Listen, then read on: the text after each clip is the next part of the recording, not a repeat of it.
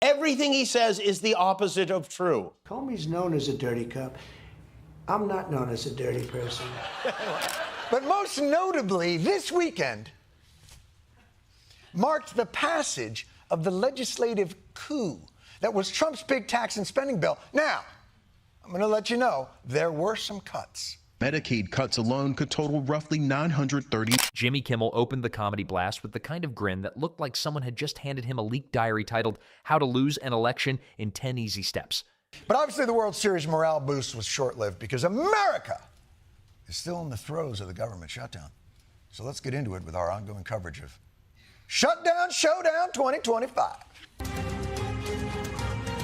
Locked up, locked down, and closed for business.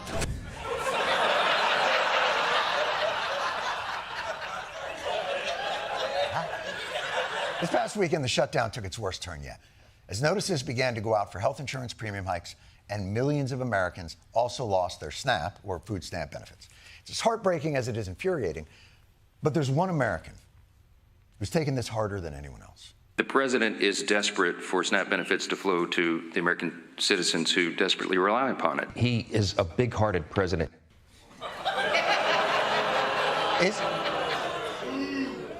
If you're enjoying this video, please make sure to subscribe to the channel and hit the bell icon. I mean, seriously, what is that supposed to mean? What would motivate him to post "and so it begins" at almost midnight? What would compel him to contact his social media guy, Dan Scavino, that late at night to say, Dan, I need you to post "and so it begins"? All caps, Mr. President. Yeah, all caps, you idiot. And put a ... in front of it, too. No wonder Dan Scavino looks like this. I mean, the man's face is all caps. Stewart pointed out how Trump behaved like the world was a sitcom and he was the misunderstood genius the audience was supposed to root for. But of course, I'm only seeing the small portion of the day he spends dumping diarrhea from a plane on the American people. I'm sure that's not the entirety of his efforts on our behalf. He is so resolutely focused on delivering for the American people all day, every day, 7 days a week, 20 hours a day.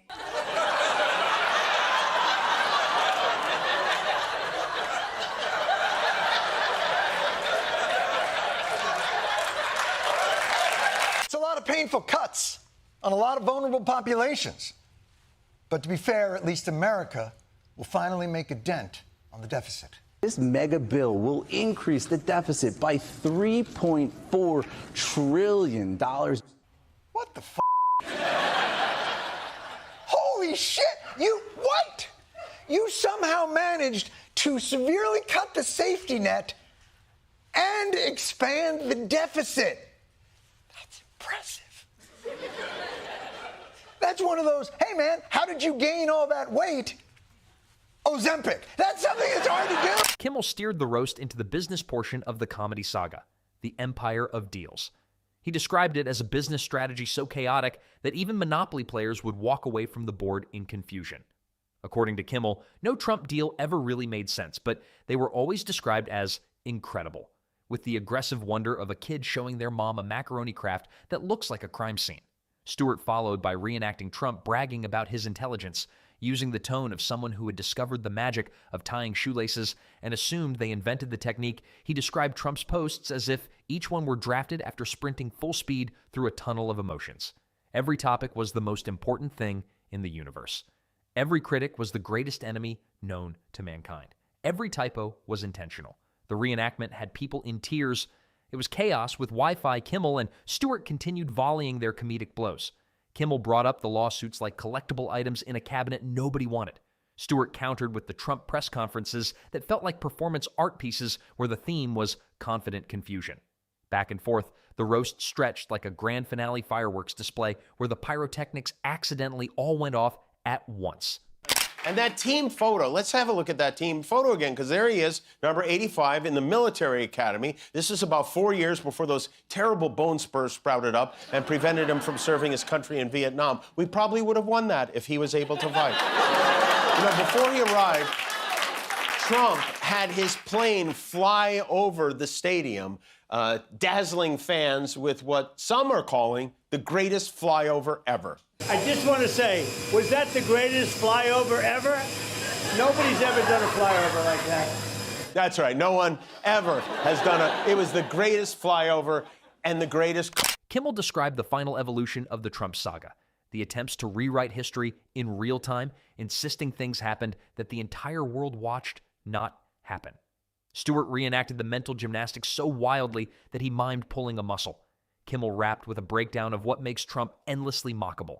Not failure, not flaws, but undying, unshakable, bulletproof confidence paired with absolutely zero self-awareness. He compared it to a motivational speaker trapped permanently in the body of someone who keeps losing arguments with household appliances. Fade out not with triumph, not with life lessons, but with the echoing message underneath every joke all night long.